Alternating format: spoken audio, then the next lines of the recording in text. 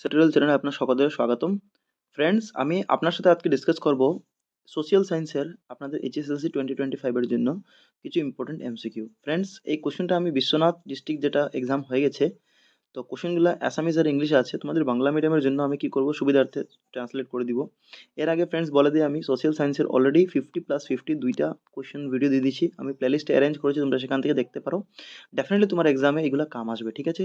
আজকে আরও কিছু কোশ্চেন করবো আমরা। ম্যাথসও আমি তোমাদেরকে কোশ্চেন করাচ্ছি। তো কাইন্ডলি ভিডিওটা যদি ভালো পাও প্লিজ লাইক করে দিবে, আর নিজেদের বন্ধু বান্ধবদের মাঝে শেয়ার করে দিবে, যাতে বেঙ্গলি মিডিয়ামের আমরা বন্ধু বান্ধবদের হেল্পফুল হয়, ঠিক আছে? তো বেঙ্গলি মিডিয়ামের ফ্রেন্ডস টিচাররা ভিডিও বানাতে চায় না, কারণ তোমাদের সাপোর্টটা পাওয়া যায় না আমাদের বাংলা মিডিয়ামের স্টুডেন্টদের। তোমরা কাইন্ডলি নিজের বন্ধু বান্ধবদের শেয়ার করবে, যাতে বেশির থেকে বেশি জন পৌঁছাতে পারে, আমরা মোটিভেশনের সহায়ত কন্টিনিউ আপনার এক্সামের আগে পর্যন্ত ভিডিও বানাতে পারি। চলো আরম্ভ করি। দেখেন কোশ্চেনটা কি বলছে। প্রথমটা বলছে 1905 খ্রিস্টাব্দের কোন তারিখে বঙ্গবিভাজন কার্যকরী হয়েছিল? তো এটা আই থিঙ্ক তোমরা জানো হয়তো। তো কত তারিখটা হবে? এটা হবে 16 অক্টোবর। 16 অক্টোবর তারিখটাতে বঙ্গবিভাজনটা কার্যকরী হয়েছিল। ঠিক আছে, আমরা জানি 1905 খ্রিস্টাব্দের 16 অক্টোবর তারিখে বঙ্গবিভাজন কার্যকরী হয়েছিল, আর লর্ড কার্জনের জন্য দায়ী ছিলেন। ইংলিশ মিডিয়ামের জন্য কোশ্চেনটা আছে, তোমরাও দেখতে পারো। বাকি আমি মেইনলি বেঙ্গলি মিডিয়ামের কভার করব। দেখো, মুসলিম লীগ গঠনের সহায়তা ভারতবর্ষের ভাইসরয় কে ছিলেন? এটা আমার মনে হয় আমি আগের ভিডিওতে কোশ্চেনটা দিয়েছিলাম। তো এটা হবে লর্ড মিন্টো, ঠিক আছে? লর্ড মিন্টো হবে আনসারটা। মুসলিম লীগ কখন গঠন হয়? তোমরা যদি জানো তো কাইন্ডলি নিচে কমেন্ট করবে মুসলিম লীগ কখন গঠন হয়, ঠিক আছে? নেক্সট দেখো, which of the following statement is not true, মানে তলে নিচে উল্লেখ করা কোনটি উক্তি শুদ্ধ নয়, ঠিক আছে? কোনটা শুদ্ধ নয় দেখো, উক্তিটা কি বলছে। বলছে, 1 নম্বর বলছে যে রাওলাট আইনের প্রতিবাদে গান্ধীজি 1919 সনের সত্যাগ্রহ বা অহিংসা আন্দোলন আরম্ভ করেছিলেন। তো এর প্রতিবাদে কি গান্ধীজি সত্যাগ্রহ বা অহিংসা আন্দোলন আরম্ভ করেছিলেন? এটা কি ভুল হবে না? এটাই শুদ্ধ হবে অ্যাকচুয়ালি। আমাকে বলেছে কোনটা শুদ্ধ নয়, তো এটা তো শুদ্ধ হবে, তো এটা তো আনসার হবে না। যে ঠিকই কথা যে রাওলাট আইনের প্রতিবাদে গান্ধীজি সত্যাগ্রহ বা অহিংসা আন্দোলন 1919 আরম্ভ করেছিলেন। নেক্সট দেখো, খিলাফত আন্দোলন ভারতের মুসলমান সকালের অধিকার লাভের জন্য হয়েছিল। এইটা ভুল। এটা করা হয়েছিল অ্যাকচুয়ালি, কি হয়েছিল, খলিফা যেটা আছে তাকে পুনরায় আসনে বসানোর জন্য, যেটা তুর্কিতে ছিল, ঠিক আছে? তাকে পুনরায় আসনে বসানোর জন্য ভারতের মুসলমান সমাজের লোকেরা আন্দোলন করেছিল, ঠিক আছে? এই আন্দোলনকে গান্ধীজিও সাপোর্ট করেছিলেন। তো অধিকার লাভের জন্য ছিল না, এটা অ্যাকচুয়ালি খলিফাকে তার আসনে পুনরায় গদ্দিতে বসানোর জন্য ছিল, তো এটা ভুল হবে। বাকি অপশনগুলো দেখো, জালিয়ানওয়ালা হত্যাকাণ্ডের প্রতিবাদে রবীন্দ্রনাথ ব্রিটিশ সরকারকে তাদের প্রদান করা নাইট উপাধিটা গ্রহণ মানে ঘুরিয়ে দিয়েছিলেন, এটা ঠিকই কথা। আর সাইমন কমিশন ভারতে 1928 সনে আসে, এটাও ঠিক কথা। ঠিক আছে, 1928 সনে আসে। এখান থেকে আরো প্রশ্ন বনবে ফ্রেন্ডস। 1928 কখন যদি আসে জিজ্ঞাসা করে এক্সামে, তো তোমরা 28 বলবে, ঠিক আছে? তো আমি রিলেটেড কোশ্চেনগুলো তোমাদেরকে নিয়ে নিচ্ছি, যাতে তোমাদের হেল্প হয়। কারণ জরুরি না যে এক্সামে আমি যেটা করেছি এইটাই 100% এই বোর্ডটাই চলে আসবে, কিন্তু এর রিলেটেড কোশ্চেন নিশ্চয়ই থাকবে। এর জন্য তোমরা সম্পূর্ণ ভিডিওটা একটু ধৈর্য সহকারে শুনবে, ঠিক আছে? তো এইটা আমার শুদ্ধ হবে, কারণ এটা ভুল ছিল, ঠিক আছে? কোনটা শুদ্ধ নয় বলেছিল, তো খিলাফত আন্দোলন ভারতীয় মুসলমান সকল অধিকার লাভের জন্য ছিল না, এটা কারেক্ট হবে। মানে ছিল বলছে, তো এটা রং হবে। নেক্সট দেখো, দ্বিতীয় ঘূর্ণিয়া মেজমেল মানে দ্বিতীয় গোল টেবিল বৈঠক, এটাকে বাংলায় বলবো, ঠিক আছে? তো কখন কত সালে হয়? তো দেখো ফ্রেন্ডস, তিনটা গোল টেবিল বৈঠক হয়েছিল। একটা হয়েছিল 1930 সনে, একটা 1931, একটা 32। তো দ্বিতীয় যেটা, এটা 1931 হবে, ঠিক আছে? C number correct. আর দ্বিতীয় যেটা গোল টেবিল বৈঠক, এটাতে গান্ধীজি জাতীয় কংগ্রেসের হয়ে প্রতিনিধিত্ব করেছিলেন, এটা মনে রাখবে। কংগ্রেসের পক্ষে কে প্রতিনিধিত্ব করেছিলেন? একমাত্র ব্যক্তি ছিলেন গান্ধীজি। নেক্সট দেখো, এটা বলছে কি শুদ্ধ অশুদ্ধ বলতে আছে। প্রথম উক্তিটা দেখো, বলছে গান্ধী আরউইন চুক্তির ফলে আইন অমান্য আন্দোলন প্রত্যাহার করা হয়েছিল। তো হ্যাঁ, এটা ঠিকই কথা যে গান্ধীজি কি হয়েছিলেন, আহ, গান্ধী ইউরেনের সঙ্গে, লর্ড উইরেন এই সময় ভাইসরয় ছিলেন, তার সঙ্গে কথাবার্তা করে এটা কি হয়েছিল, চুক্তি হয়েছিল। এটা গান্ধী ইউরেন চুক্তি বলে, 1931 সনে হয়েছিল, ঠিক আছে? এটার ফলে কি হয়, আইন অমান্য আন্দোলনটা প্রত্যাহার করার নির্ণয় করা হয়েছিল, অবশ্য টেম্পোরারি কিছু সময়ের জন্য খালি, কিন্তু হয়তো ছিল। আবার বলেছে ভাইসরয় আরনে গান্ধী সকল দাবি মেনে নিয়েছিলেন, এটা ভুল, সকল দাবি মেনে নেননি। এর মানে এটা কারেক্ট হবে, আর আরটা শুদ্ধ মানে রং হবে। তো A is correct and R is incorrect, A শুদ্ধ আর অশুদ্ধ, ঠিক আছে? এখন দেখো, এই যে গান্ধী আরউইন চুক্তি আছে, এটা থেকে আরো কোশ্চেন বনতে পারে। তো তোমাদের বুক থেকে আমি একটা পেজ দেখিয়ে বলে দিচ্ছি যে কি ধরনের কোশ্চেন বনতে পারে, দেখে নাও। আমাদের রিসেন্ট যেটা চ্যাপ্টার আছে এটার মধ্যে এখানে পিকচার দেওয়া আছে, গোল টেবিল বৈঠক, দ্বিতীয় গোল টেবিল বৈঠকের। এখন কিন্তু নতুন ট্রেন্ড আছে, পিকচার দিয়েও কোশ্চেন করছে, তোমরা পিকচারটা একটু ভালোভাবে দেখে যাবে। দেখো, গান্ধী আরউইন চুক্তি কখন হয়েছিল? 1900, একটা এক্সট্রা ইনফরমেশন পাবে তুমি এখান থেকে। 1931 সালের 5 মার্চ তারিখে হয়েছিল, এটা মনে রাখবে। এই সময় ভাইসরয় লর্ড আরউইন মহাত্মা গান্ধীর মধ্যে হয়েছিল, ঠিক আছে? এটাকে তো গান্ধী আরউইন চুক্তি বলে। আর সেই চুক্তি অনুযায়ী কি ছিল দেখো, অসম অনুসারে সরকার হিংসাত্মক ঘটনার জন্য যারা দোষী সাব্যস্ত হয়নি, মানে যাদের হিংসাত্মক ঘটনায় যাদের নাম ছিল না, এমন সকল বন্দী কিন্তু বন্দী বানিয়ে দেওয়া হয়েছিল, ওদের মুক্ত করে দেওয়ার সিদ্ধান্ত নেওয়া হয়েছিল, ঠিক আছে, গান্ধী আরউইন চুক্তির মাধ্যমে। আবার অসংগৃহীত জরিমানা মাফ করে দেওয়া হয়েছিল, ঠিক আছে, যেটা তাদের ছিল না, সংগ্রহ ছিল না, এটাকে অসংগৃহীত জরিমানাটা মাফ করে দেওয়ার সিদ্ধান্ত করা হয়েছিল এর মাধ্যমে। এবং তৃতীয় পক্ষের নিকট বিকৃত এমন অথচ সত্যাগ্রহীর কাছ থেকে অধিগ্রহ জমি জমা ফিরিয়ে দেওয়ার সিদ্ধান্ত গ্রহণ করা হয়েছিল। তো তোমরা কি কি গ্রহণ করা হয়েছিল সিদ্ধান্ত, এগুলো ডেফিনেটলি মনে রাখবে, ঠিক আছে, ইম্পর্টেন্ট আছে তোমাদের, কোশ্চেন যেভাবেই করুক না কেন তোমরা কিন্তু পড়ে যাবে। এরপরে আহ, তদুপরি সরকার সাগর পাড়ের গ্রামবাসীকে প্রয়োজনে লবণ তৈরি করার অনুমতি প্রদান করেছিল। তো এইগুলো জিনিস হয়েছিল গান্ধী আরউইন চুক্তির মাধ্যমে, মনে রাখবে কি কি হয়েছিল। আর শান্তিপূর্ণ আর অহিংস ধর্মঘট করার অনুমতি দিয়েছিল, ঠিক আছে। কংগ্রেস ও শর্তানুসারে আইন অমান্য আন্দোলনের কার্যসূচি প্রত্যাহার করে, তো তারা উঠিয়ে নিয়েছিল যে আন্দোলন করবে বলে, ঠিক আছে। এটার মাধ্যমে, কোনটার মাধ্যমে, গান্ধী আরউইন চুক্তির মাধ্যমে, মনে রাখবে। কংগ্রেস পরবর্তী দ্বিতীয় গোলটেবিল বৈঠকে অংশগ্রহণ করার ইঙ্গিত প্রদান করে, কিন্তু কংগ্রেসের পক্ষ থেকে একমাত্র মহাত্মা গান্ধী পরে দ্বিতীয় গোলটেবিল বৈঠক 1931 সনে হয়, যেটা এটাতে অংশগ্রহণ করেন, ঠিক আছে, একমাত্র কংগ্রেসের প্রতিনিধি হিসাবে। তো এটা মনে রাখবে এগুলা।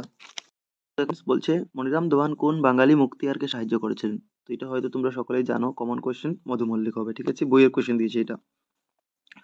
এরপর নিচের শুদ্ধ ক অংশের সঙ্গে খ অংশ মিলাতে আছে, ঠিক আছে, এইদিকে এই দুইটা মিলাতে আছে। তো দেখো, লেফটেন্যান্ট সিঙ্গার তিনি কোন আন্দোলনের সঙ্গে জড়িত ছিলেন, তো ফুলগুড়ি ধাওয়ার সঙ্গে, এখানে, ঠিক আছে, এটা পেপার, একটা ছাত্র আছে কোয়েশ্চেন, তো এটা সুন্দরভাবে মেলানি আছে।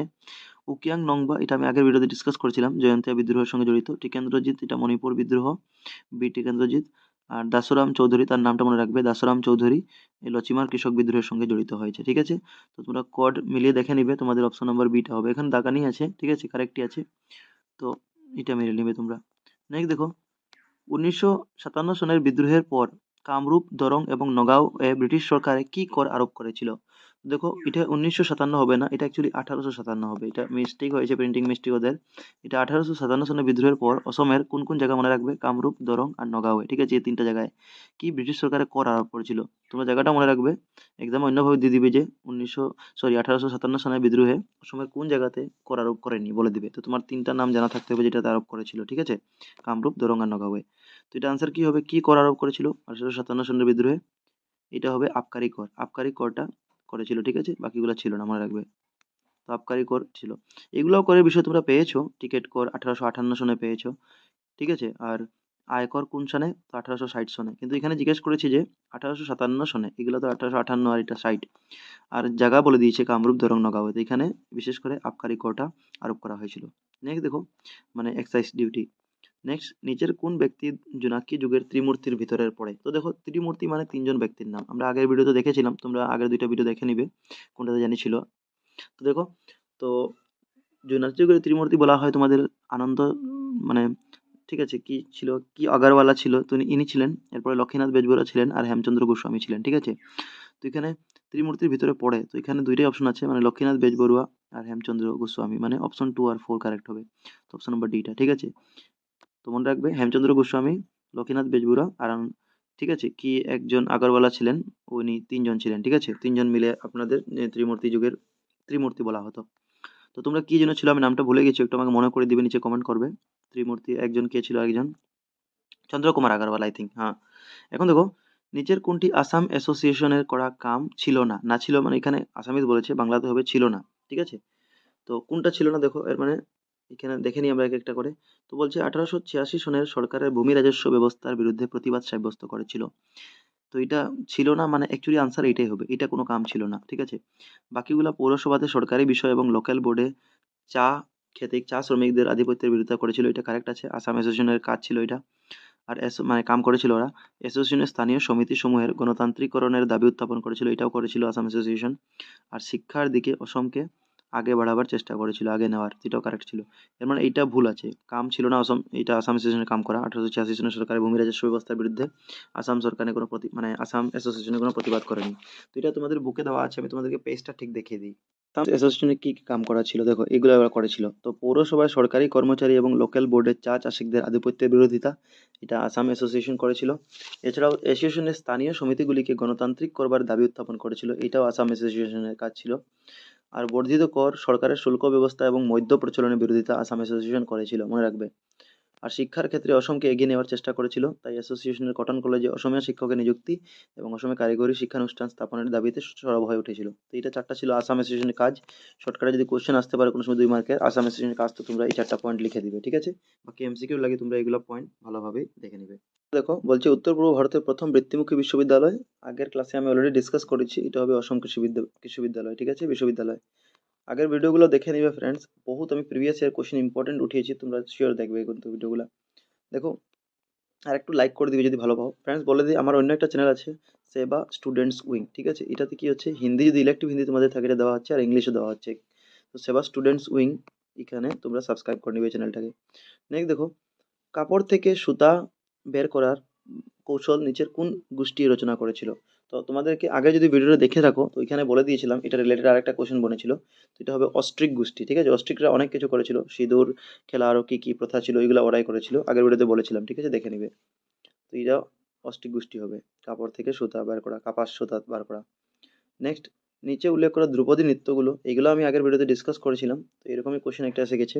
এক্স্যাক্টলি না, একটু ঘুরিয়ে, এক দুটো নতুন আছে। কথাকলি হবে মালায়ালাম, মালায়ালাম মানে অ্যাকচুয়ালি এটা কেরালার সঙ্গে জড়িত, এর জন্য মালায়ালাম, ঠিক আছে? কেরালাও বলতে পারে কথাকলি। ভরতনাট্যম, এটা তোমাদের তামিলনাড়ুর আছে ভরতনাট্যম। আর ওডিসি যেটা আছে এটা ওড়িশার নাম থেকে বোঝাচ্ছে, আর সত্রিয় এটা অসমের রাষ্ট্রীয় নৃত্য, ঠিক আছে? ধ্রুপদী নৃত্য। আচ্ছা, ভারতে কয়টা ধ্রুপদী নৃত্য আছে যদি তোমাকে জিজ্ঞেস করে, তো মনে রাখবে ভারতে 8টা ধ্রুপদী নৃত্য আছে, ঠিক আছে? নেক্সট দেখো, তো এটা তোমরা মিলে নিও কোড কোনটা আছে, আমি তোমাদেরকে বলেই দিলাম। দেখো বলছে উপরের চিত্রটি দেখে মিজো নৃত্যটি কি নামে জানা যায়? এর মানে এটা কোনো একটা মিজো নৃত্য আছে যেটা ছবি। এবং এই ছবিটা তোমাকে এখানে হয়তো ক্লিয়ারলি বোঝাচ্ছে না, আমি তোমাকে ছবিটা দেখাচ্ছি। Actually তোমাদেরকে দিয়েছিল যেটা প্রশ্ন হয়, ক্লিয়ারলি বোঝা যাচ্ছে না। তো এটা কি আছে দেখো, নিচে লেখা আছে এটাকে চেরাউন নৃত্য বলে, এটা মিজোদের নৃত্য, ঠিক আছে? তো বললাম না ছবির থেকে কোশ্চেন তোমাদের করতে পারে, তো ছবিগুলো সুন্দরভাবে দেখবে। ছবিটা দেখলে তোমরা চেরাও নৃত্য হবে এটা, ঠিক আছে? মিজোদের নৃত্য। নেক্সট দেখো, the book is written by Bhattadeva, ভট্টদেবের দ্বারা লেখা কোন বুকটি? তো ভট্টদেব রচনা করেছিলেন এই অপশনগুলোর মধ্যে কথা গীতা, কথা গীতা যেটা এটা ভট্টদেব রচনা করেছিলেন, বাকিগুলো হবে না, ঠিক আছে? তো আনসার এটা হবে। এখন তোমরা একটা পেজ দেখো, এখানে ভট্টদেবের আরো 3টা বই আছে, এগুলো মনে রেখে নিবে তোমরা। Friends, ভট্টদেব কি কি রচনা করেছিলেন নিচে দিকে গদ্য রচনার সূত্রপাত করেন, ঠিক আছে? ভট্টদেব অসমীয়া সাহিত্য গদ্য রচনার, সরি, সূত্রপাত করেন, ঠিক আছে? তো মনে রাখবে কে গদ্য রচনার সূত্রপাত করে, ভট্টদেব। আর ভট্টদেব রচিত কি কি দেখো, কথা গীতা, ভাগবত কথা আর রত্নাবলী, 3টা নাম ভেরি ইম্পর্টেন্ট মনে রাখবে। তোমাকে এক্সামে যেভাবে কোশ্চেন দেও তোমাকে বলবে কোনটা ভট্টদেব রচিত নয়, তো তোমাকে 3টা মনে রাখতে হবে। কথা গীতা উনি রচনা করেছেন, ঠিক আছে? ভাগবত কথা তিনি রচনা করেছেন অসমীয়াতে, আর রত্নাবলী, ঠিক আছে? এটা মনে রাখবে নিশ্চয়ই তোমরা। নেক্সট কোশ্চেন দেখো ফ্রেন্ডস, বলছে আহ, অনুপের বাবা, দেবতা মানে এখানে বাবা, ঠিক আছে? ইংলিশে দেখবে তো দেখবে এখানে ফাদার আছে। তো অনুপের বাবা ক্ষুদ্র চা বাগিচা থেকে চা পাতা সংগ্রহ করে, অনুপের বাবা আছেন যিনি চা বাগিচা থেকে চা পাতা সংগ্রহ করলেন এবং চা নির্মাণ উদ্যোগে স্থাপন করার স্বাবলম্বী হলেন। তো তিনি একটা উদ্যোগ বানালেন, ইন্ডাস্ট্রি লাগালেন, ঠিক আছে? তবে উপার্জনের পথটি মানুষের অর্থনৈতিক বৃত্তির কোনটি ভাগে পড়ে? দেখো আমরা পেয়েছি যে যেটা এটা এটা আছে, এটা প্রথম বৃত্তি, তৃতীয় বৃত্তি, তৃতীয় বৃত্তি, চতুর্থ বৃত্তি, 4টা থাকে, ঠিক আছে? তো এখানে অনুপের বাবা যিনি চা বাগানে যদি ডাইরেক্ট খালি চা পাতি তুলতেন, ডাইরেক্ট যদি হাত দিয়ে তুলতেন কাঁচা মাল, তখন এটা প্রথম বৃত্তি হতো। কিন্তু এখানে তিনি ইন্ডাস্ট্রিতে এসে আবার উদ্যোগ স্থাপন করেছেন, তো ইন্ডাস্ট্রি যদি উদ্যোগ স্থাপন, তো এটা হবে দ্বিতীয় বৃত্তি, ঠিক আছে? মনে রাখবে। তো এটা কি হবে, দ্বিতীয় বৃত্তির স্তরে চলে যাবে আনসারটা। এখন তোমাকে প্রথম, দ্বিতীয়, তৃতীয়, চতুর্থ তোমাদের বইয়ে যেগুলো আছে এগুলো দেখাচ্ছি, যেখান থেকে কোশ্চেন বনতে পারে। আমাদের বুকে ভূগোল বইয়ের প্রথম চ্যাপ্টার আছে যে মানুষের অর্থনৈতিক বৃত্তিকে বা কার্যকে 4 প্রকার ভাগ করা যায়। প্রথম স্তরীয় বৃত্তি প্রাইমারি অকুপেশন, দ্বিতীয় স্তরীয় সেকেন্ডারি, ত্রিস্তরীয় টার্সিয়ারি, আর চৌস্তরীয় কোয়াটার্নারি। তো দেখো আমরা দ্বিতীয় স্তরের বৃত্তি কেন বলেছিলাম, যে তার বাবা চা পেড়ে এনে পরে উদ্যোগ স্থাপন করো। দেখো যে কার্যের দ্বারা মানুষ প্রকৃতির থেকে আহরিত বিভিন্ন দ্রব্য, যেমন প্রকৃতির থেকে সে চা পাতা আহরণ করলো, এরপর নানা প্রযুক্তির মাধ্যমে মানুষের ব্যবহার উপযোগী করে, মানে এটাকে যখন ইন্ডাস্ট্রিতে আনলো তখন এটাকে কি হবে, চা যখন আবার ম্যানুফ্যাকচার করবে বানাবে, তখন এটা কি করলো, আনে আবার ইন্ডাস্ট্রিতে লাগাইলো, তো দ্বিস্তরীয় বৃত্তি হবে, ঠিক আছে? 2টা কাজ করলো। তো দেখো শিল্প উৎপাদন প্রক্রিয়া যেটা ইন্ডাস্ট্রি বললাম, বিভিন্ন নির্মাণ তথা পুনর্নির্মাণ, এইগুলাকে দ্বিতীয় স্তরে রাখা হয়, ঠিক আছে? ওরকম প্রথম স্তরীয় কি দেখো, যেমন কৃষি কার্য যখন ডাইরেক্ট খেতে কাম করছে, এটা কি হবে, প্রথম স্তরীয়। মাছ ধরছে ডাইরেক্ট হাত থেকে, তো এটা হবে, ইন্ডাস্ট্রি তো আনছে না, খালি মাছ ধরছে, তো এটা প্রথম স্তরীয়। বনজ সম্পদ, জঙ্গল থেকে জঙ্গল লাকড়ি ইত্যাদি উঠাচ্ছে, খনিজ সম্পদ মাটির থেকে ডাইরেক্ট, এটা কি বলে, প্রথম স্তরীয়, ঠিক আছে? দ্বিস্তরীয় কি বললাম, যে শিল্প উৎপাদন প্রক্রিয়া বা ইন্ডাস্ট্রিতে আসে বানাচ্ছে যখন, পুনর্নির্মাণ, ঠিক আছে? এরপরে ত্রিস্তরীয় বৃত্তি কি, যে কার্যের দ্বারা প্রাথমিক এবং দ্বিস্তরীয় বৃত্তির মাধ্যমে উৎপাদিত সামগ্রী সমূহ উপভোক্তার কাছে আসে, যেমন যাতায়াত। ত্রিস্তরে কি কি হয় দেখো, যাতায়াত হয়, ট্যুরিজম পরিবহন, ঠিক আছে, টুরিস্ট, বাজার মার্কেট, পাইকারি বা খুচরা বিক্রেতা, পর্যটন, যোগাযোগ, এগুলো ত্রিস্তরীয় বৃত্তি। আর চতুস্তরীয় হবে তোমাদের একেবারে হাইয়েস্ট, যেমন ব্যাংক, প্রচার মাধ্যম, নিউজ, এইগুলা, ঠিক আছে, প্রশাসন, শিক্ষা, এগুলা চৌস্তরীয়। তো তোমরা সবগুলাই মনে রাখবে এখান থেকে। প্রশ্নটা কি বলছে, নিচের কোনটি ব্যক্তিগত সম্পদ নয়, ঠিক আছে, ইন্ডিভিজুয়াল রিসোর্স না কোনটা। তো ব্যক্তিগত সম্পদ নয় বলেছে, মানে বাকি তিনটা আছে এখানে। ভালো চরিত্র তোমার ব্যক্তিগত থাকবে, ঠিক আছে, শিক্ষাও তোমার ব্যক্তিগত থাকতে পারে, কারণ সবার শিক্ষা আলাদা আলাদা থাকে, কেউ পড়ালেখা থাকে কেউ না, তো এটা ব্যক্তিগত থাকতে পারে। কর্মদক্ষতা, তোমার কি এক্সপিরিয়েন্স আছে, তুমি কি কাজ করছো, কি দক্ষ কিসে, এটা তো ব্যক্তিগত। কিন্তু সরকার ব্যক্তিগত না, সরকার তো সবার জন্য। তো এটা তো কমন কোশ্চেন আছে, তোমার কমন সেন্সের কোশ্চেন, ঠিক আছে, এটা ব্যক্তিগত সম্পদ না, এটা রাষ্ট্রীয় সম্পত্তি, সরকার যেটা সবার জন্য, ঠিক আছে, যেমন ন্যাশনাল পার্ক আছে, ওয়াইল্ড লাইফ সেঞ্চুরি, ঠিক আছে, এইগুলা কি হবে, এগুলো সরকারি সম্পত্তি, তো এটা তোমরা মনে রাখবে। নেক্সট দেখো, পরিবেশ সংরক্ষণের জন্য রাষ্ট্রসংঘের তত্ত্বাবধানে গড়ে ওঠা আন্তঃরাষ্ট্রীয় সংগঠনটি কি। তো পরিবেশ সংরক্ষণের জন্য রাষ্ট্রসংঘের তত্ত্বাবধানে গড়ে ওঠা সংগঠনটার নাম কি, এটা হবে আইইউসিএন, মানে international union for conservation of nature, অন্তর্রাষ্ট্রীয় পরিবেশ সংরক্ষণ সংস্থা।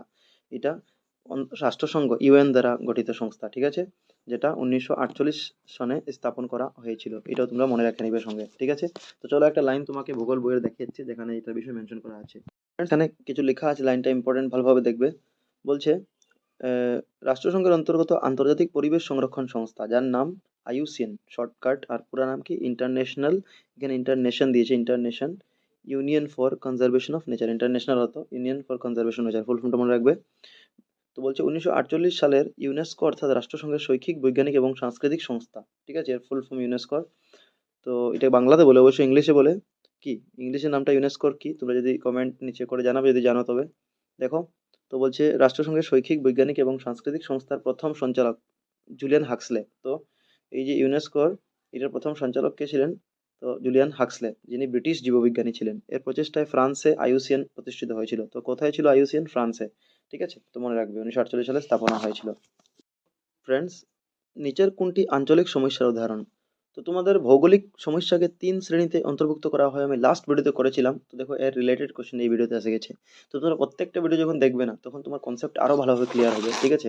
তো আঞ্চলিক সমস্যা, স্থানীয় সমস্যা আর বিশ্বব্যাপী সমস্যা, তিনটা স্থানীয় ছিল ভৌগোলিক সমস্যাকে, কিন্তু এখানে আঞ্চলিক সমস্যা কোনটা বলেছে উদাহরণ। তো দেখো, বলছে ব্রহ্মপুত্রের জলের সমস্যা, মানে ব্রহ্মপুত্র যে ফ্লাড হচ্ছে এটা, তো এটা কি আঞ্চলিক সমস্যা? হ্যাঁ, এটা আঞ্চলিক সমস্যার ক্যাটাগরিতে রাখা যায়। ক্ষুদ্র উদ্যোগে করা সীমিত, কারণ ব্রহ্মপুত্র তো অ্যাকচুয়ালি মেইন আসাম, এই অরুণাচল, এই কিছু অঞ্চলে, মেইনলি আসামেই তো ক্ষতিগ্রস্ত করে। তো দেখো, তো এটা আঞ্চলিক হতে পারে, একটা অঞ্চল আছে পার্টিকুলার। ক্ষুদ্র উদ্যোগে করা সীমিত ভূমি প্রদূষণ, তো ক্ষুদ্র একটা এরিয়া আছে, এখানে ভূমি প্রদূষণ হচ্ছে, এটা কি আঞ্চলিক হবে? তো ভূমি প্রদূষণ, এটা ঠিক পুরাপুরি তো ভূমি বলা যায় না এখানে, ঠিক আছে, তো এটা হয়তো না হবে। দেখি এরপর একটা বিশাল ঔদ্যোগিক অঞ্চলে জল প্রদূষণের সমস্যা, এটা কি তোমাদের এই প্রবলেম আঞ্চলিক নাকি? তো হ্যাঁ, এটাও হতে পারে। এরপরে মহানগর অঞ্চলের ভূগর্ভস্থ জলের সংকটের সমস্যা, হ্যাঁ এটাও হবে তোমাদের এই সমস্যা ক্যাটাগরি, মানে এখানে 1, 3 আর 4টা আই থিঙ্ক আনসার হবে। তো দেখো অপশন নম্বর বি। কিন্তু তোমাদেরকে একবার বইয়ে দেখিয়ে দিচ্ছি, এটা যেহেতু এসএমএস আছে তোমাদের প্রবলেম হতে পারে, বাংলাটা দেখে নাও কি জিনিসটা আছে। ফ্রেন্ডস, এখানে দেওয়া আছে যে অসমের ব্রহ্মপুত্র বা বরাক উপত্যকার জল প্লাবনের সমস্যা, ঠিক আছে, এরপরে বিশাল শিল্পাঞ্চলে জল প্রদূষণের সমস্যা, মহানগর অঞ্চলের ভূগর্ভস্থ জলের অভাবজনিত সমস্যা, লাস্ট অপশনে ছিল তোমাদের, আর নদী অববাহিকার ভূমিক্ষয় সমস্যা ইত্যাদি আঞ্চলিক সমস্যার উদাহরণ। তো কোনটা আঞ্চলিক সমস্যা? তো ব্রহ্মপুত্র বরাক উপত্যকা যেটা ফ্লাড হচ্ছে এটা, আর বিশাল শিল্প অঞ্চলের জল প্রদূষণের সমস্যা, একটা বড় শিল্প অঞ্চল, ইন্ডাস্ট্রি আছে এখানে, জল প্রদূষণের সমস্যা, এটা হবে তোমাদের, এটারই সমস্যা আঞ্চলিক। তারপরে মহানগর মেট্রো সিটিতে অঞ্চলে ভূগর্ভস্থ জলের অভাবজনিত সমস্যা, মাটির নিচের থেকে জল শুকিয়ে যাচ্ছে জল, এটা। আর নদী অববাহিকার ভূমিক্ষয় সমস্যা, ঠিক আছে, মাটি ক্ষয় হচ্ছে, এটা নদীর কিনারে যেটা পারে। তো এগুলো আঞ্চলিক সমস্যা উদাহরণ। দেখো, আমরা বলেছিলাম যে ভৌগোলিক দিক থেকে পরিবেশের সমস্যাকে 3 ভাগে ভাগ করা যায়, দেখো এখানে আছে স্থানীয় সমস্যা, আঞ্চলিক সমস্যা আর বিশ্বব্যাপী সমস্যা বা গ্লোবাল প্রবলেম, ঠিক আছে। তো তোমরা এগুলো মনে রাখবে, ইম্পর্টেন্ট এগুলা। দেখো, গোলকীয় উষ্ণতা বৃদ্ধির জন্য কোন গ্যাসটি, কোনটি বেশি, মানে অবদান যোগায়, কোনটা বেশি অবদান আছে। তো এটা হবে CO2, ঠিক আছে, কার্বন ডাই অক্সাইড বেশি অবদান যোগায় গোলকীয় উষ্ণতা বৃদ্ধির জন্য, বা এটাকে গোলকীয় উত্তাপ বৃদ্ধি, গ্লোবাল ওয়ার্মিংও বলা যায়, ঠিক আছে, বিশ্ব উষ্ণায়ন তোমাদের বইয়ে লেখা আছে বাংলাতে, এটা CO2 হবে, ঠিক আছে। মনে রাখবে যেটা গ্রিন হাউস গ্যাসগুলা, এটা প্রকৃতির মাত্র 0.1% গ্যাস কভার করে রাখেছে পার্সেন্টেজ, ঠিক আছে। তো দেখো নেক্সট, এশিয়া এবং ইউরোপ মহাদেশকে প্রাকৃতিকভাবে কিসে পৃথক করেছে? এটা লাস্ট ভিডিওতে আমি বলেছিলাম, ইউরাল পর্বতমালা। ঠিক আছে, এশিয়া এবং ইউরোপ মহাদেশকে। ক অংশের সঙ্গে খ অংশ মিলাও। তো দেখো ইম্পর্টেন্ট এগুলা। তো এখানে রাজ্য রাজধানী মিলাতে বলেছে। দেখো চাইনার রাজধানী হয় বেইজিং, জার্মানির রাজধানী হয় বার্লিন। ঠিক আছে, এরপরে কানাডা, এটার হয় অটাওয়া, কানাডার রাজধানী মনে রাখবে, ভেরি ইম্পর্টেন্ট। আর বুরুন্ডি, এটা বুজুরু, ঠিক আছে, বুজুজুম্বা। তো এইগুলো অপশনে তোমরা কনফিউজ হবে না, এক কাম করবে তোমরা প্রথম যেগুলো যেগুলো জানো এগুলো মিলে, যেমন চীন থেকে বেইজিং তোমার জানা আছে, ঠিক আছে, কানাডা অটাওয়া তোমার জানতেই হবে, আর জার্মানি বার্লিন। তো একটা যদি আননোন থাকে, যেমন না জানাও থাকে, তবুও আমরা মিলিয়ে দিব, কারণ বাকিগুলো আমি জানছি। ঠিক আছে, এখন তোমরা কোডটা মিলিয়ে নেবে, আমি আর কোডটা মিলাচ্ছি না। তো 1 আর 2 কোন অপশন এখানে সিলেক্ট করবে? তো দেখো 1 নম্বর অপশনে দেখাচ্ছে 1 আর 2, বাকিগুলোতে নাই। তো 1 নম্বরটাই কারেক্ট হবে। দেখো বাকি কোশ্চেন নেক্সট। গড় গভীরতা উপর নির্ভর করে মহাসাগরগুলিকে শুদ্ধ অনুসারে ক্রমটি সাজাও। দেখো এখানে গভীরতা অনুযায়ী বলেছে, মানে কত গর্ত আছে এটার অনুযায়ী। কিন্তু যদি বলে যে আয়তন অনুযায়ী, তখন সিরিয়ালটা পৃথক হবে, আর গভীরতা বললে পৃথক হবে। তো জিনিসটা প্রশ্নটা পড়বে এক্সামে কি বলছে, গভীরতা মানে কি কত গাতা আছে এখানে, আর আয়তন মানে কত চওড়া আছে, কত বড় আছে। তো আয়তন অনুযায়ী আমি লাস্ট ভিডিওতে করিয়েছিলাম তোমাদের সিরিয়ালটা, আজকে গভীরতা অনুযায়ী জিজ্ঞেস করেছে তোমাদের। আমি একটা আহ প্রথম দেখিয়ে দিচ্ছি বুকের মধ্যে, তখন তোমরা বুঝবে। মহাসাগর আমরা জানি 5টাই আছে। তো যদি আয়তন অনুযায়ী বলে, তখন আমি লাস্ট ভিডিওতে করেছিলাম, ফার্স্ট আসবে প্রশান্ত মহাসাগর, এরপরে আটলান্টিক, এরপরে ভারত মহাসাগর, এরপরে দক্ষিণ, এরপরে উত্তর। এটা হচ্ছে আয়তন অনুযায়ী। কিন্তু আজকে কোশ্চেনে তোমাকে গভীরতা বলেছে, তো গভীরতা জানতে হবে, তোমাকে মনে রাখতে হবে যে প্রশান্ত মহাসাগরের গভীরতা 5,000 মিটার হাই, ঠিক আছে, নিচের দিকে তলে আছে এটা। এরপরে সেকেন্ড হবে ভারত মহাসাগর, এখন একটু চেঞ্জ হবে, প্রশান্ত মহাসাগরের পরে সেকেন্ড পজিশন কোনটা হবে? তো ভারত মহাসাগর হবে সেকেন্ড পজিশনে, দেখো এটা 4,000 মিটারের জন্য। এরপরে থার্ড যেটা হবে, এটা উত্তর মহাসাগর, কারণ তার যেটা গভীরতা আছে এটা 3500 মিটার। ঠিক আছে, তো তোমাদের বইয়ে দেওয়া আছে, আমি আর প্রত্যেকটা পেজ দেখাচ্ছি না, ডাইরেক্ট লিখে দিয়েছি এখানে। ঠিক আছে, তোমরাও লিখে নিবে বইয়ে, তো মনে রাখবে। ভূগোলের 3 নম্বর চ্যাপ্টার যা আছে। এরপরে 4 নম্বরে তোমার যাবে আটলান্টিক মহাসাগর। ঠিক আছে, দক্ষিণ মহাসাগরের বিষয় তোমার বইয়ে দেওয়া নেই এক্স্যাক্টলি, তো এর জন্য এটা আমি লিখি নাই। তো তোমাদের অপশনে 4টা ছিল, তো তোমরা সিরিয়ালটা কি লাগাবে? প্রশান্ত মহাসাগর, এরপর ভারত মহাসাগর, এরপর উত্তর মহাসাগর, এরপর আটলান্টিক। ঠিক আছে, তো এই সিরিয়ালটা আমরা অপশনে লিখে নিই। তোমরা যাতে পারেছো গভীরতা অনুযায়ী, তো এটা হবে অপশন নাম্বার সি। প্রশান্তটা ছিল তোমার 5,000 মিটার ছিল। ঠিক আছে, ভারত মহাসাগর যেটা ছিল, এটা আই থিঙ্ক 4,000 মিটার ছিল। উত্তর মহাসাগর 3500 ছিল মিটার, আর আটলান্টিক 3,000 ছিল। ঠিক আছে, এই ক্রমটা মনে রাখবে। তো এটা আমরা বড় থেকে ছোট সাজিয়েছি, কোনো সময় ছোট থেকে বড় জিগাতে পারে, তো মনে রাখবে। নেক্সট দেখো, অ্যাকর্ডিং টু 2011 ডাটা, মানে 2011 সালের তথ্য অনুযায়ী অসমের সর্বাধিক জনসংখ্যার জেলা কোনটি? তো দেখো অসমের সর্বাধিক জনসংখ্যার জেলা কোনটি? তো এটা আমি আগের ভিডিওতে তোমাদের করিয়েছিলাম। আহ, তো এটা হবে নগাঁও। নগাঁও ছিল 1 নম্বর সর্বাধিক জনসংখ্যার জেলা। কিন্তু জনসংখ্যা অনুযায়ী তোমাকে আরো জেলাগুলো সিরিয়ালটা আমি জানিয়ে দিচ্ছি, তোমাদের কাম আসবে এক্সামে। অনুযায়ী 2011 সালের যেটা জনসংখ্যা ছিল আসামের, এটা অনুযায়ী যেটা টপ ছিল, এটা আমরা বলেছিলাম নগাঁও। ঠিকই আছে, নগাঁও প্রায় 28 লাখ কিছু ছিল, মানুষ ছিল। ঠিক আছে, এরপরে সেকেন্ড পজিশন কোনটা হবে? সেকেন্ড পজিশনে ধুবড়ি হবে, মানে যদি সিরিয়ালটা মনে রাখো, তো প্রথম নগাঁও। ঠিক আছে, নগাঁও থেকে নগাঁও থেকে একটু ছোট হবে যেটা, এটা হবে ধুবড়ি। ঠিক আছে, এরপরে ডি, ধুবড়ি। ঠিক আছে, এরপরে যেটা হবে থার্ড পজিশনে, এটা হচ্ছে তোমার শোনিতপুর, এস। ঠিক আছে, আর চতুর্থ পজিশনে আমার মনে হয় কাছাড় হবে। তো দেখো চতুর্থ পজিশনে কি আছে? হ্যাঁ, কাছাড় আছে চতুর্থ, আমাদের কাছাড় আছে চতুর্থ পজিশনে। তোমরা সিরিয়ালটা মনে রেখে নেবে, কারণ 4টা দিয়েও তোমাদের একসঙ্গে জিজ্ঞেস করতে পারে। তো নগাঁও, ধুবড়ি, শোনিতপুর, এরপর কাছাড়। ঠিক আছে, এই সিরিয়ালটা তোমরা জনসংখ্যার অনুযায়ী মনে রেখে নেবে। আর আরেকটা কোশ্চেন এখানে, এটাও লগে লগে বলে দিচ্ছি আমি, যে এটা তো তোমরা পড়লে যে জনসংখ্যা অনুযায়ী, কিন্তু তোমাকে কোনো সময় বলে যে জনসংখ্যার ঘনত্ব অনুযায়ী 2011 সনের জনসংখ্যা অনুযায়ী কি হবে সিরিয়ালটা।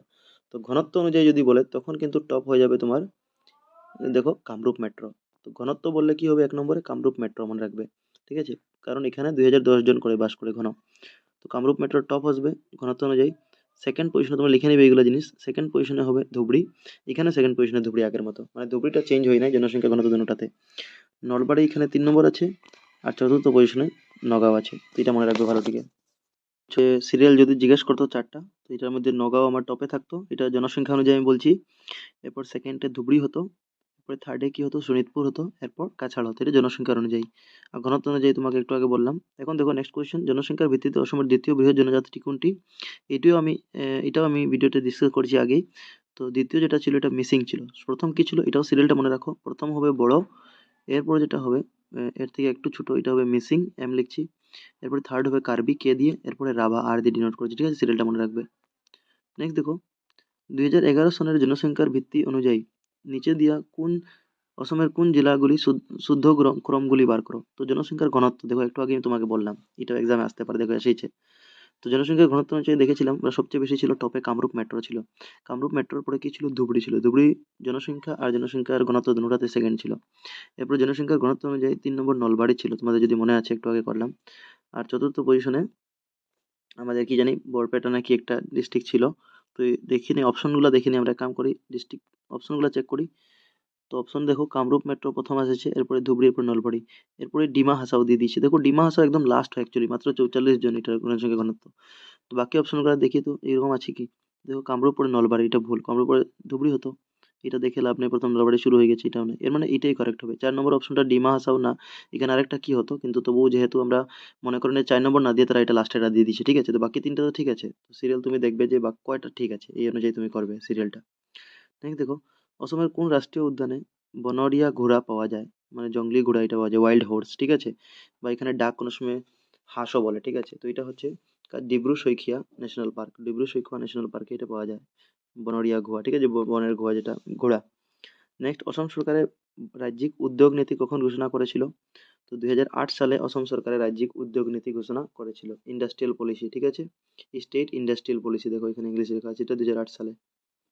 নেক্সট, ক্যাবিনেট মিশন ভারতে এসেছিল, এটা তোমরা জানো, আগের ভিডিওতে ডিসকাস করেছিলাম, 1946 সনের মার্চ মাসে, ঠিক আছে। নেক্সট, ভারতীয় সংবিধানের 1976 সনের 42 নং সংশোধন অনুযায়ী কোনটি শব্দ প্রস্তাবনায় সংযোজিত করা হয়েছিল। তো 1976 সনে আমরা জানি 42তম সংশোধন হয়েছিল সংবিধানের, তখন ইন্দিরা গান্ধী প্রধানমন্ত্রী ছিলেন। তখন কি সংযোজন করা হয়েছিল, তাই সার্বভৌম না গণতান্ত্রিক না গণরাজ্য না সমাজবাদী। তো এটা আনসার ডি হবে, সোশ্যালিস্ট। সোশ্যালিস্ট বা সমাজবাদী শব্দটি যোগ করা হয়েছিল 1976 সনের 42 সংশোধন অনুযায়ী। এর আগে এই যে বাকি শব্দগুলো আগের থেকে ছিল। তো আমি এর জন্য তোমাকে রাজনীতি বইয়ের প্রথম পেজটাতে কিছু ইম্পর্টেন্ট কোশ্চেন আছে, প্রথম দিকে দেখে নিচ্ছি। 1950 সালের 26 জানুয়ারিতে সংবিধান বলবৎ করার সময় কিন্তু প্রস্তাবনায় এই শব্দগুলো ছিল না, কোনটা, সমাজবাদী, ধর্মনিরপেক্ষ আর ঐক্য, এই তিনটা শব্দ কিন্তু ছিল না, মনে রাখবে। 1950 সালের 26 জানুয়ারি যখন সংবিধান বলবৎ করা হয়, কিন্তু 1976 সালের 18 ডিসেম্বর সংবিধানের 42তম সংশোধন, 42তম সংশোধন কখন হয়, 1976 সালে হয়, দিনটা ছিল 18 ডিসেম্বর। তো এই তিনটা প্রস্তাব সংবিধানে, এই তিনটা শব্দ প্রস্তাবনায় সংযোজন করা হয়। কোন তিনটা শব্দ, সমাজবাদী, ধর্মনিরপেক্ষ, ঐক্য। তোমরা ডেফিনেটলি এটা ভালোটিকে মনে রেখে নিবে। সেই রাষ্ট্রসংঘ দিবস কোন তারিখে, এটাও আমি লাস্ট ভিডিওতে ডিসকাস করেছিলাম, 24 অক্টোবর, ঠিক আছে। কারণ 1945 সালে 24 অক্টোবর রাষ্ট্রসংঘ স্থাপন করা হয়। নেক্সট দেখো, প্রথম রাষ্ট্রসংঘের সনদে সই করা রাষ্ট্রের সংখ্যা কত। তো প্রথম রাষ্ট্রসংঘে কতটা রাষ্ট্র সাইন করেছিল, এটা হবে 51টি, ঠিক আছে। এটাকে সান ফ্রান্সিসকো সম্মেলন বলা হয়, এটার মধ্যে 51টা দেশে সাইন করেছিল। নেক্সট, নিচের কোনটি রাষ্ট্রসংঘ নিরস্ত্রীকরণের সঙ্গে জড়িত নয়। তো নিরস্ত্রীকরণের সঙ্গে জড়িত নিউক্লিয়ার নন প্রলিফারেশন ট্রিটি, এটা আছে। সল্ট ওয়ানও আছে, কম্প্রিহেন্সিভ টেস্ট সিটিবিটি এটাও আছে। এগুলোর বিষয়ে আমি লাস্ট ভিডিওতে ডিসকাস করেছিলাম, দেখে নেবে কোনটার সঙ্গে কি সাল আছে। তো আনসারটা অ্যাকচুয়ালি এটা হবে, আন্তঃরাষ্ট্রীয় শ্রমিক সংস্থা, এটা দরিদ্র উন্মূলনের জন্য আছে, নাকি রাষ্ট্রসংঘ নিরস্ত্রীকরণ, তো ইন্টারন্যাশনাল লেবার অর্গানাইজেশন হবে। নেক্সট দেখো, নিচে দেওয়া সংস্থাগুলির মুখ্য কার্যালয়ের সঙ্গে মিলাতে বলেছে। তো এদিকে সংস্থা, এদিকে মুখ্য কার্যালয়। তো দেখো এটা ভেরি ইম্পর্টেন্ট, এরকম লাস্ট ভিডিওতে আমি একটা কোশ্চেন দিয়েছিলাম, তো আজকে আরও তোমাদের ক্লিয়ার হয়ে যাবে নতুন কিছু এক দুইটা। তো নাটো, যেটা আমি আগের ভিডিওতে ডিসকাস করেছিলাম, নাটোর হেডকোয়ার্টার কোন জায়গাতে হয়, তো ব্রুসেলস, ঠিক আছে। তারপরে ওয়ার্ল্ড কমনওয়েলথ নেশন, এটা হয় লন্ডন, ঠিক আছে। জাতিসমূহের সংঘ, এটা লন্ডন। তারপরে দেখেন এটা সার্ক, এটার ফুল ফর্ম সার্ক হয়, south Asian association for regional cooperation, মানে দক্ষিণ এশিয়া আঞ্চলিক সহযোগী সংস্থা। এটা যেটা আছে, এটা নেপালের কাঠমান্ডুতে আছে অবস্থিত। তো ওয়ার্ল্ড ইকোনমিক ফোরাম তোমার বেঁচে গেল, এটা হবে জেনেভা, ঠিক আছে। তো এরকম তোমরা এটা কোডটা মিলিয়ে নেবে কোনটার সঙ্গে কোনটা হবে। নেক্সট দেখো, নিচের কোনটি নিরাপত্তা পরিষদের স্থায়ী সদস্য রাষ্ট্র নয়। তো কোনটা স্থায়ী সদস্য রাষ্ট্র নয়, আমরা জানি 5টা স্থায়ী সদস্য আছে আর 10টা অস্থায়ী। তো 5টা স্থায়ী সদস্যের মধ্যে কি কি হয়, গ্রেট ব্রিটেন, হ্যাঁ আছে। জার্মানি, এইটাই হবে অ্যান্সার, এটা নাই অ্যাকচুয়ালি। ফ্রান্সও আছে, রাশিয়াও আছে, এছাড়াও চাইনা ছিল আর আমেরিকা ছিল। তো অপশন অনুযায়ী আমাদের কোনটা কারেক্ট হবে, Germany. Next, which is the third stage in the evolution of money, মানে মুদ্রার ক্রমবিকাশের তৃতীয় স্তরটা কি। তো মুদ্রার ক্রমবিকাশে 5টা স্তর আমি সিরিয়াল ওদিন দেখিয়েছিলাম, তোমরা ভিডিওটা ওই দিনগুলো দেখবে নিশ্চয়ই। আনসারটা হবে অমুদ্রিত ধাতুমান, এটা কিন্তু তৃতীয় স্তরে থাকে, ঠিক আছে, তৃতীয় স্তর। তোমরা ভিডিওগুলো আগেরগুলো দেখবে ভালোটিকে একটু টাইম দিয়ে, তোমাদের হেল্পফুল হবে। নেক্সট দেখো, যে মুদ্রার প্রদর্শিত মূল্য বা খোদিত মূল্য বা লিখিত মূল্য ইহার অন্তর্নিহিত মূল্য বা ধাতুগত মূল্যকে অধিক, সেই মুদ্রাই হয়। তো এই মুদ্রাকে কি বলে? যে মুদ্রা খোদিত মূল্য বা লিখিত মূল্য এটা হয়, তো এটাকে বলে প্রতীক মুদ্রা। তো তোমাদেরকে বই থেকে আমি ডেফিনেশনটা প্রতীক মুদ্রা একটু দেখাচ্ছি। এখানে তোমাদের দেওয়া আছে প্রতীক মুদ্রা, উপর দিকে দেখবে, এই যে উপর দিকে বলছে কি, যে মুদ্রার প্রদর্শিত মূল্য বা ক্ষুদিত মূল্য বা লিখিত মূল্য তার অন্তর্নিহিত মূল্য বা ধাতুগত মূল্যের চাইতে অধিক, সেই মুদ্রাকে বলে প্রতীকী মুদ্রা। ঠিক আছে? তো প্রতীকী মুদ্রা কাকে বলে এখান থেকে তুমি পেয়ে নিলে ডেফিনেশনটা। আর কি বলেছে, মুদ্রার উপর যে সংখ্যা লেখা থাকে সেটা হলো প্রদর্শিত মূল্য। এটা কি মূল্য বলে? প্রদর্শিত মূল্য, যেটা উপরে লেখা থাকে। যেমন 100 টাকার একটি নোটে ভারতীয় সংবিধানের অষ্টম অনুসূচিতে উল্লেখিত 22টি ভাষা। তো কয়টা ভাষা আছে ভারতীয় সংবিধানের অষ্টম অনুসূচিতে? কত অনুসূচিতে? 8তম অনুসূচি। ঠিক আছে? এটাতে 22টি ভাষা 100 শব্দটি লেখা আছে। কয়টা শব্দটি লেখা আছে মনে রাখবে? 100টা শব্দটি লেখা থাকা। ঠিক আছে? 22টি ভাষা অষ্টম অনুসূচিতে ভারতীয় সংবিধানের। তো 100 টাকার নোট কাগজে তৈরি, সেই কাগজের টুকরোর মূল্য কি 100 টাকার চাইতে অনেক কম হবে। যে কাগজে তৈরি থাকে সেই কাগজের। তো অনুরূপভাবে একটি 5 টাকার ধাতু মুদ্রার উপর খোদাই করা থাকে 5 সংখ্যাটি। ঠিক আছে? এই যে, তো এটা প্রদর্শিত মূল্য, এটা প্রতীক মুদ্রা ক্যাটাগরিতে পড়ে। যেমন 100 টাকা এখানে ছবি দেওয়া আছে, নোট বা কয়েন, এগুলো প্রতীক মুদ্রার উদাহরণ মনে রাখবে। ঠিক আছে? এছাড়া তোমাদের চেক মুদ্রাও ছিল। আর কোনটি ব্যাংক 1770 সনে ভারতে প্রথম প্রতিষ্ঠা হয়েছিল? এটাও আমি একটা ভিডিওতে লাস্টে প্রথম ভিডিওতে করেছিলাম। তো এটা হবে তোমাদের ব্যাংক অফ হিন্দুস্তান, ভারতের প্রথম ব্যাংক ছিল। ঠিক আছে? আচ্ছা, অসমের প্রথম প্রথম ব্যাংকটি কি তোমরা নিচে কমেন্ট করবে। অসমের প্রথম ব্যাংকটি কত সালে স্থাপনা হয় এটা কমেন্ট করবে নিচে। ঠিক আছে? যে শুদ্ধ দিবে তাকে আমি হার্ট সাইন দিব নিশ্চয়ই। এখন দেখো, দ্য হেডকোয়ার্টার অফ সিডবি, যেটা সিডবি আছে তার মুখ্য কার্যালয় কোনটি? তো সিডবির মুখ্য কার্যালয় আছে লখনৌয়ে। ঠিক আছে? মনে রাখবে। সিডবির ছবিটাও দেখে নেবে, কারণ ছবি দিয়ে কোশ্চেন করে কোনো সময়। নেক্সট দেখো, যে ব্যাংকে কৃষক, কারিগর, উদ্যোগপতিকে ধরে সমাজের লোকেদের ঋণ যোগান ধরা হয়, এই ব্যাংকটা কি? তো সবকে যদি ধরা হয়, কারিগর, উদ্যোগপতিকেও ধরা হয়, বড় ধনী মানুষকে, তো এটা হবে বাণিজ্যিক ব্যাংক, কমার্শিয়াল ব্যাংক। ঠিক আছে? Next, monetary value of all goods, মানে একটা বিত্তীয় বছরে দেশ একটিতে উৎপাদিত হওয়া সর্বমোট বা সামগ্রীর মুদ্রাগত মূল্যই হলো, তো এটাকে জাতীয় আয় বলে। কারণ একটা বিত্তীয় বছরে একটি দেশের উৎপাদিত হওয়া সর্বমোট বা সামগ্রীর মুদ্রাগত মূল্য, তো দেশের উৎপাদিত সামগ্রীটাকেও জাতীয় আয় বলবে। ঠিক আছে? National income. নেক্সট দেখো, ভারতের পঞ্চবার্ষিকী পরিকল্পনা মধ্যে সামরিক ল, মানে এটার মধ্যে লক্ষ্য সমূহের ভিতরে নিচের কোনটি এটা হতে পারে, মানে কোনটা ভারতবর্ষের পঞ্চবার্ষিকী পরিকল্পনার উদ্দেশ্য হতে পারে? দেখো, বলছে অর্থনৈতিক উন্নয়নের হার ক্ষিপ্রতর করা, মানে ক্ষিপ্রতর মানে এটা বৃদ্ধি করা, তো এটা ঠিকই আছে, অর্থনৈতিক উন্নয়নটা বাড়ানো এটা পঞ্চবার্ষিকী পরিকল্পনার উদ্দেশ্য হবে। নিয়োগের সুবিধা সমূহ বৃদ্ধি করা, মানে জব দেওয়ার গ্যারান্টি কি এটার মাধ্যমে হয় নাকি? হ্যাঁ, এটাও হয়। জনসংখ্যা বৃদ্ধি, তো জনসংখ্যা বৃদ্ধির নিয়ন্ত্রণ, এটা পঞ্চবার্ষিকী পরিকল্পনার উদ্দেশ্য না, যেটা 5 বছরের পঞ্চবার্ষিকী পরিকল্পনা এটার উদ্দেশ্য এটা না। শিক্ষার সম্প্রসারণ ঘটানো, এটাও পঞ্চবার্ষিকী পরিকল্পনার উদ্দেশ্য না। বাকি এগুলো আছে। ঠিক আছে? তো 1 আর 2 কারেক্ট হবে। সরি, এটা না। 1 2 কোনটাতে আছে? 1 আর 2 লাস্ট অপশনটাতে আছে। তো তোমাদেরকে আমি একটা পেজ দেখাবো যেখানে এর বিষয়ে মেনশন আছে। ফ্রেন্ডস, লাইনটাতে ভেরি ইম্পর্টেন্ট, বলেছে সামগ্রিকভাবে পঞ্চবার্ষিকী পরিকল্পনার মূল লক্ষ্যগুলো কি? দেখো, এটা ইম্পর্টেন্ট।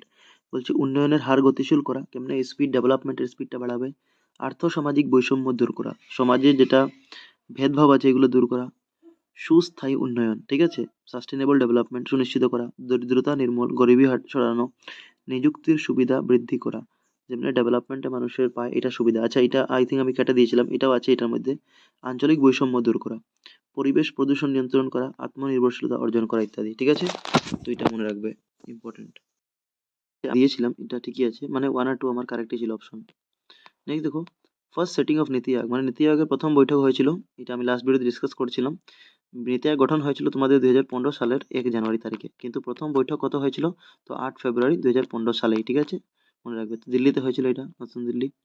নেক্সট, দেশের আর্থিক ব্যবস্থার উপর থাকা রাষ্ট্রের নিয়ন্ত্রণের শিথিলকরণ হচ্ছে, এটা কি বলা হয়?